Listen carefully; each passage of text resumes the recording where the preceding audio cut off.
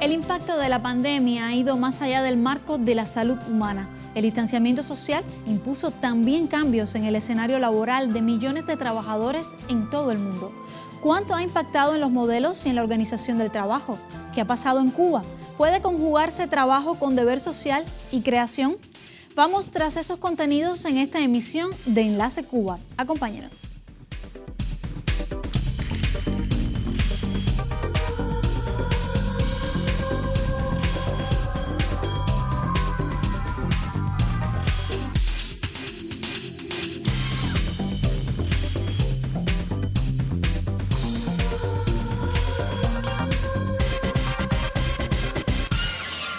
Iniciamos en el sitio digital del periódico cubano Trabajadores y lo hacemos de la mano de la abogada Lidia Guevara, miembro de la Junta Directiva de la Sociedad Cubana de Derecho Laboral y Seguridad Social.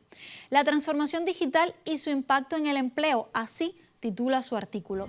¿Cuáles son las principales tendencias en el mundo del trabajo? Se pregunta la autora y nos refiere el mayor uso de la digitalización hacia la transformación digital, la reducción de la presencialidad del trabajador a favor del trabajo a distancia y el teletrabajo, la contratación de personal con las competencias necesarias para garantizar los resultados de la implantación de la innovación y la introducción de las tecnologías más novedosas. También la flexibilidad horaria en lugar del control del tiempo, el desempeño de nuevas formas de trabajo mediante el uso de tecnologías de las comunicaciones y la informática y la creación de empresas de alta tecnología que asuman el desarrollo de la ciencia y la técnica.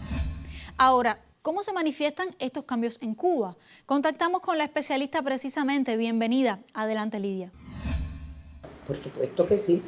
Cuba es un país más en el entorno mundial que requiere aplicar la transformación digital de su economía a favor del uso de las nuevas tecnologías, las infocomunicaciones, entre ellas, que posibiliten la disminución del trasiego de personas y la presencialidad en las oficinas con el fin de entregar un resultado de trabajo. Claro está que no todas las actividades laborales pueden desempeñarse a distancia, pero hay un extenso grupo de trabajos que se pueden realizar mediante el uso de la tecnología sin movimiento alguno hacia otro local que no sea incluso la propia vivienda. Ha quedado demostrado durante los 2 años en que la pandemia influyó de manera drástica sobre las personas que se podía cumplir contenidos de trabajo sin desplazamiento alguno, mediante el trabajo a distancia en sus múltiples manifestaciones, una de ellas el teletrabajo. Muchísimas gracias por unirse a nuestro enlace. Nosotros continuamos abriendo otras ventanas informativas.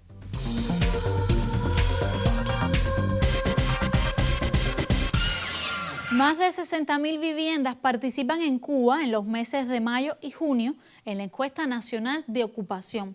El estudio permitirá el análisis de las características del empleo y el posterior desarrollo de políticas públicas. Revisemos las redes a propósito. ¿Cuál es el objetivo? ¿Quién y cómo realizan esta investigación y qué datos aportará?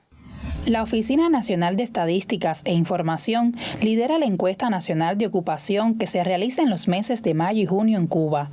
El vicejefe de la institución, Carlos Alfonso Fraga, explicó que la pesquisa arrojará resultados por territorios y también a nivel de país. En las edades laborales comprendidas entre 17 y 64 años para los hombres y 17 y 59 años para las mujeres. Algunos de los indicadores a medir serán la cantidad de personas que trabajan, la edad, el color de la piel, la provincia, los niveles educacionales y las perspectivas de los cubanos ante el empleo. Los datos recogidos ayudarán a la adopción de medidas concretas por parte de los Ministerios de Economía, Trabajo y Seguridad Social, además de que podrán ser utilizados por los investigadores y centros académicos.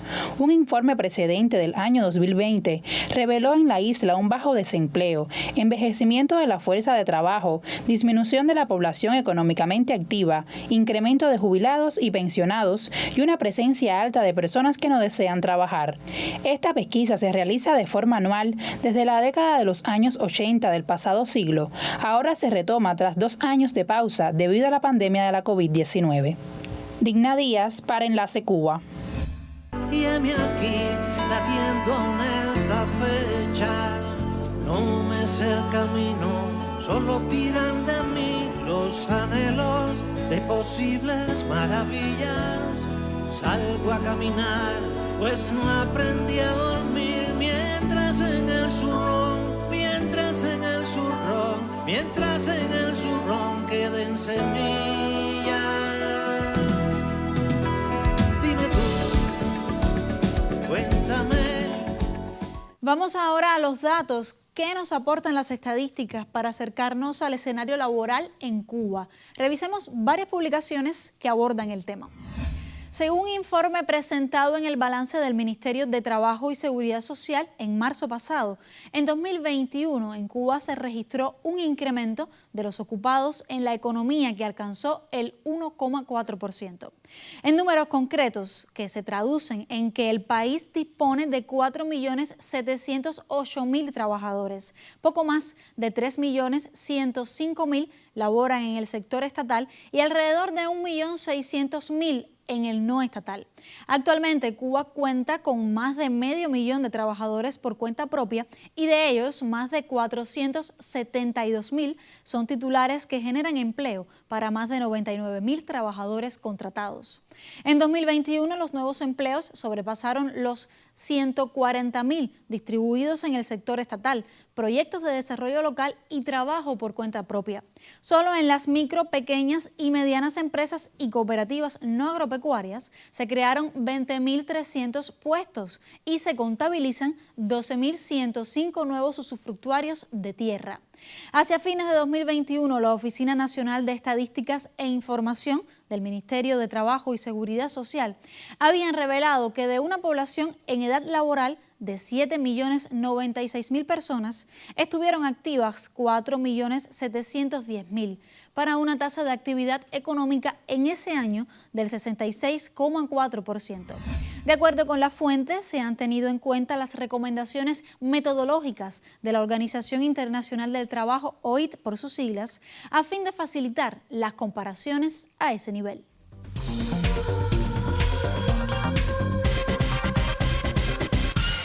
Y abrimos ahora una ventana informativa para el intercambio y la reflexión.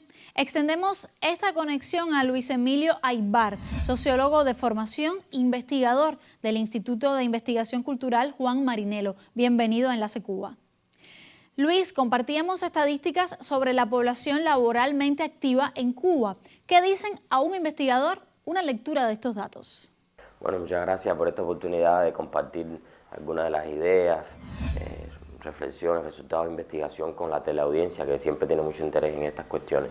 Yo creo que esos datos reflejan, por un lado, los avances o los logros de un proceso revolucionario como el cubano, que llegan hasta hoy y muchos se mantienen, y por otro lado, complejidades y contradicciones que tenemos que seguir enfrentando en nuestra sociedad y en particular en lo que tiene que ver con el mundo del trabajo y del empleo.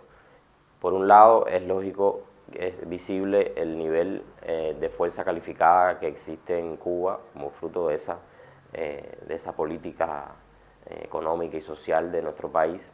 Hay que destacar también la amplia incorporación del empleo de las mujeres al mundo del empleo y también parece lógico, obvio, pero no tanto, en los niveles de desocupación bastante bajos que tiene nuestra sociedad, tomando en cuenta que es un país subdesarrollado y que ha enfrentado una pandemia con todos los impactos económicos que eso tiene, ¿no? Entonces son cosas que sin dudas responden a políticas de justicia social que se han venido llevando a lo largo de las décadas. Ahora, ¿qué pasa? También nosotros tenemos importantes desafíos. Un desafío histórico nuestro es la productividad, ¿no? Cómo lograr incrementar los niveles de productividad de manera tal que esas personas empleadas pues efectivamente ocupen su labor de manera productiva en aquello que estudiaron, como otro elemento importante a entrar a considerar, y que haya un balance más adecuado, que se viene luchando por eso hace unos años, entre un sector presupuestado y un sector empresarial, porque sin duda son sectores que se complementan uno al otro y hay balances que hay que entrar a cuidar en ese sentido. Por otro lado, nuestra sociedad es una sociedad como precisamente fruto de esas políticas de desarrollo social envejecida, ¿no? Es decir, que la población económicamente activa se estrecha y tienen las personas que trabajan, que tienen un empleo, que llevar bajo sus espaldas mayor cantidad de población de que están más allá de la edad de jubilación, ¿no? Por otro lado, aun cuando tenemos en las políticas de empleo de la mujer importantes avances, ese empleo sigue reflejando la extensión a nivel de la sociedad de las labores de cuidado y reproducción de la vida que en el régimen patriarcal están sobre las mujeres, ¿no?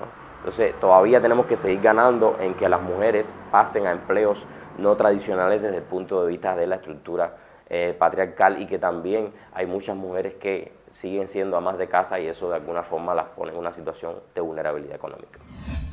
Muchas gracias, Luis Emilio, por compartir estas ideas. Vamos ahora con otros contenidos informativos y en solo unos minutos volvemos a conectar contigo. ¡Ay, Cuba vive! ¡Mi Cuba trabaja! ¡Anda! Y aquí nadie se rinde. Y aquí nadie se raja. ¡Óyelo! ¡Cuba vive! ¡Cuba trabaja! Aquí nadie se rinde. ¿Qué dice? Aquí nadie se raja. Con el sudor de mi frente he puesto cada ladrillo. Que nadie se ponga bravo porque todo lo que tengo es mío. Hace apenas unas semanas en los medios de prensa y también en las redes se conoció la aprobación por parte del primer secretario del Partido Comunista de Cuba y presidente de la Nación, Miguel Díaz-Canel, del otorgamiento del título honorífico de Héroe del Trabajo a 13 eminentes científicos. En esta emisión vamos tras sus historias.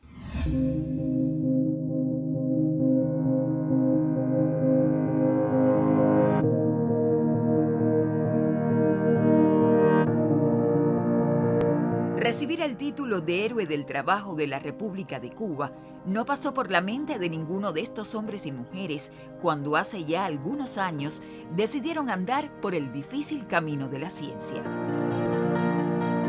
Tampoco pudieron pensar que algún día enfrentarían un virus tan devastador como la COVID-19.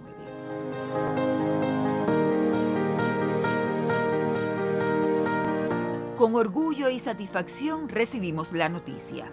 Escribió mediante un mensaje en la red social Twitter el grupo empresarial de las industrias biotecnológica y farmacéutica de Cuba, BioCuba Pharma. La condición de Héroe del Trabajo reconoce la ardua labor de 13 científicos cubanos. El decreto presidencial 400, también a propuesta de la Central de Trabajadores de Cuba, concedió la Orden Lázaro Peña a más de 50 científicos, investigadores y dirigentes sindicales del sector.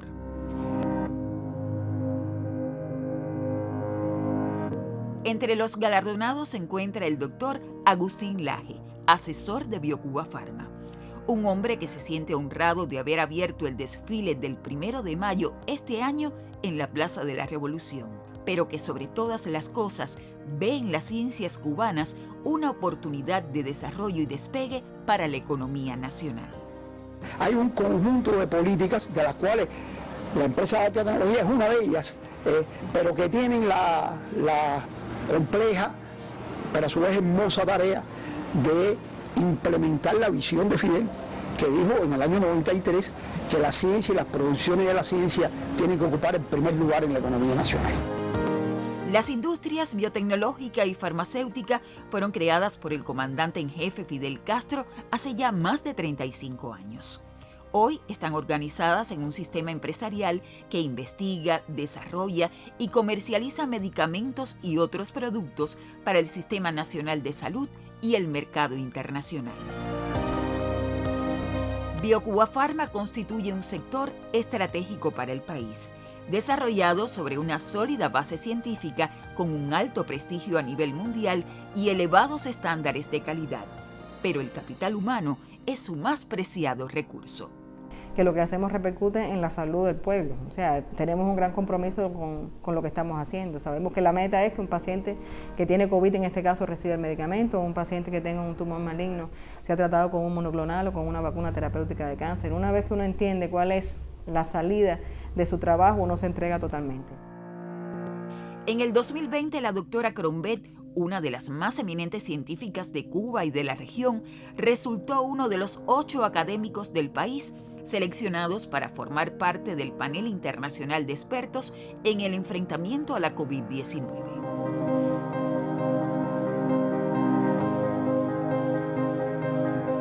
La estrategia cubana tuvo como componente esencial a la industria biofarmacéutica del país.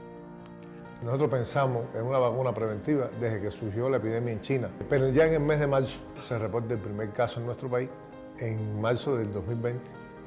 Y en ese momento ya nosotros activamos nuestro consejo científico. Si hubiéramos tenido que adquirirla, hubiéramos tenido que necesitar en el país más de 300 millones de dólares. La responsabilidad es grande, somos un gran equipo, lo puedo asegurar, los que dirigimos y los que trabajamos en general en este sector. Tenemos un gran compromiso con el pueblo cubano, sabemos la responsabilidad que tenemos. La industria biotecnológica cubana es de propiedad completamente estatal, con innovaciones dirigidas a atender las necesidades del sector de la salud pública nacional.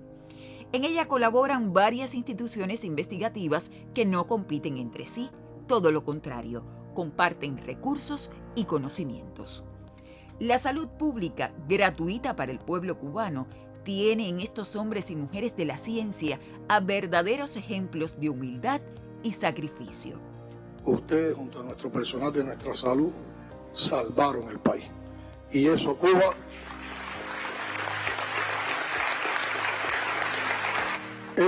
nunca lo va a olvidar. Los cubanos y las cubanas, los niños que hoy están yendo a la escuela vacunados, cuando crezcan, cuando hagan ya sus familias, tendrán también que contarlo. Y estará como de las grandes hazañas que hizo el pueblo en medio de situaciones muy adversas. Yo creo que también ha sido un ejemplo para el mundo. Ha sido un digno homenaje a Fidel, que fue el fundador de esta institución. Tenemos otras estadísticas para compartir publicadas en el Anuario Estadístico de Cuba 2020, Empleo y Salarios, en su edición de 2021. El portal cuba.cu detalla las principales actividades económicas en las que están insertados los más de 4.643.700 cubanos ocupados laboralmente, tanto del sector estatal como el no estatal. La lista la encabeza la agricultura, ganadería y silvicultura con 802.500 trabajadores, lo cual resulta alentador para un sector como este inmerso hoy día en grandes transformaciones dirigidas a incrementar y diversificar la producción de alimentos, sustituir importaciones y fomentar las exportaciones con mayor uso de la ciencia, la tecnología y la innovación. Le siguen la salud pública y la asistencia social, el comercio y la reparación de efectos personales, la educación, las industrias manufactureras, los servicios comunales, sociales y personales y el transporte, también el almacenamiento y las comunicaciones. En orden continúan la administración pública, la defensa y la seguridad social, así como los hoteles y restaurantes y la construcción. Estos datos oficiales correspondientes al año 2020 indican que las actividades económicas con menos ocupados son la ciencia e innovación tecnológica con 30.000 trabajadores, la pesca con 26.300 y la explotación de minas y canteras con más de 22.000. Según el Anuario Estadístico de Cuba 2020, Empleo y Salarios, la cifra de 4.643.800 cubanos ocupados laboralmente, tanto del sector estatal como el no estatal, representa un ligero incremento respecto a lo alcanzado en 2018 y 2019.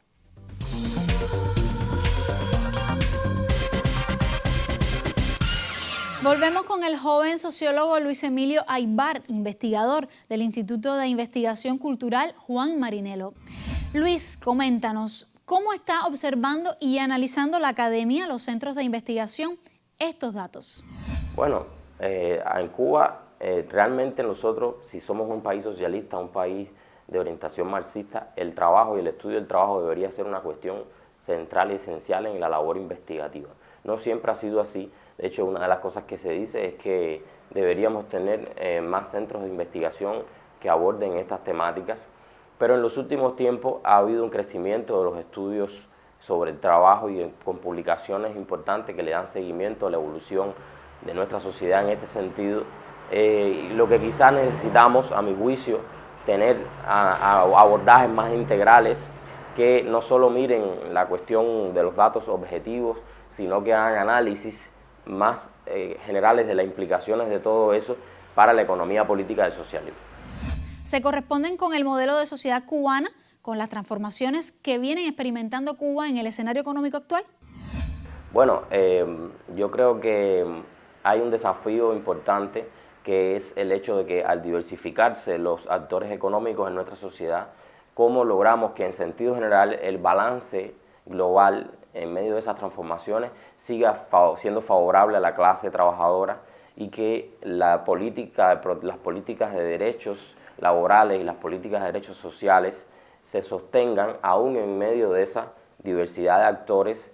Y yo creo que hay un desafío importante, que es por qué en la gestión no estatal no le hemos dado más peso a fórmulas que son mucho más favorables para los trabajadores, como por ejemplo las cooperativas y otras formas de economía solidaria, que sin duda tienen desafíos culturales en su implementación y políticos también, pero que esa es la apuesta a la que tenemos que hacer, y se ha quedado de alguna manera desnivelado frente a otros actores que están un poco más en la cultura habitual de la dominación y del individualismo, pero que eso tiene que conservarse un balance importante para que subsista a nivel general un régimen de justicia social, que hay que mirarlo también cada vez más hacia el sector estatal mismo y en su interior. ¿Cuáles coordenadas entiendes que no deben perderse en esta hora medular para Cuba, en que urge producir, pero al mismo tiempo sostener el proyecto de sociedad socialista? Bueno, yo creo que en sentido general la apuesta tiene que ser hacia el poder popular, que incorpora obviamente dentro de su complejidad el poder de los trabajadores sobre la sociedad, sobre la economía, sobre el producto de su riqueza. Y en los últimos tiempos se ha estado haciendo énfasis en este tema del poder popular, se ha hecho menor énfasis en la participación obrera, pero se está retomando últimamente, y yo creo que sin dudas el poder popular es el ingrediente, pudiéramos decir, ausente en las reformas económicas hasta hace muy poco, con fuerza, con brío, como debe ser, y este es un camino que de alguna manera pudiéramos explicar muchos de nuestros problemas por la ausencia de un poder, o por el déficit de un poder popular y de un poder obrero efectivo sobre la gestión de los recursos, que combata los procesos de corrupción, que combata los procesos de desigualdad, y que hay un poder desde las bases para no quedar vulnerables frente a esas tendencias negativas. Gracias por tus reflexiones y por unirte, por supuesto, a nuestra conexión. Nosotros continuamos abriendo otras ventanas informativas.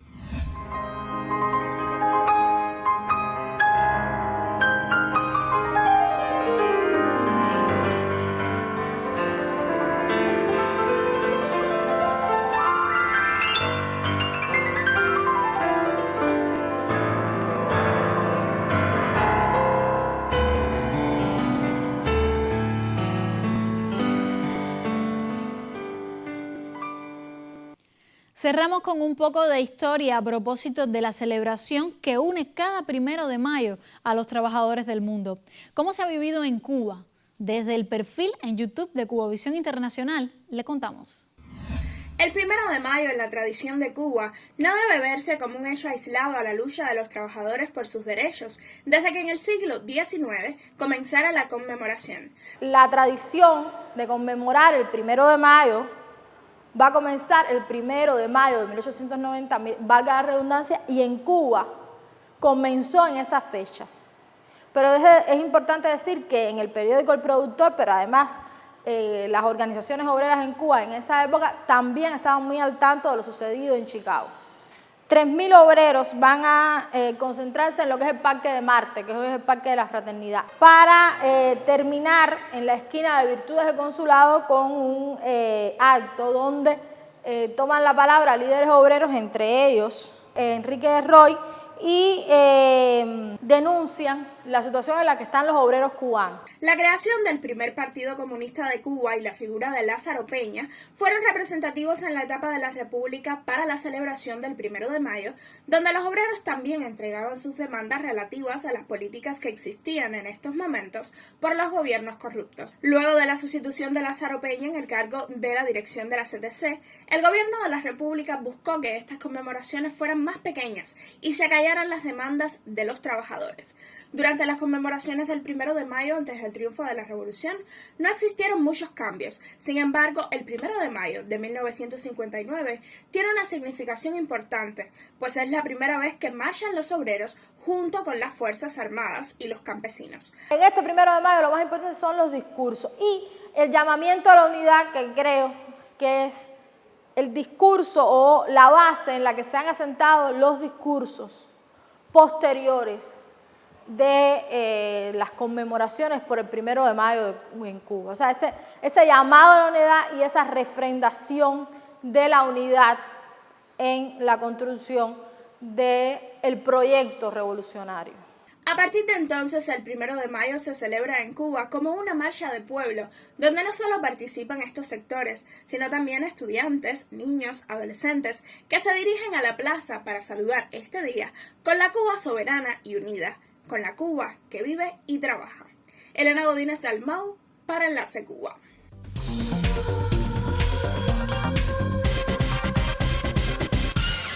Con este informe ponemos punto final a este enlace desde Cuba.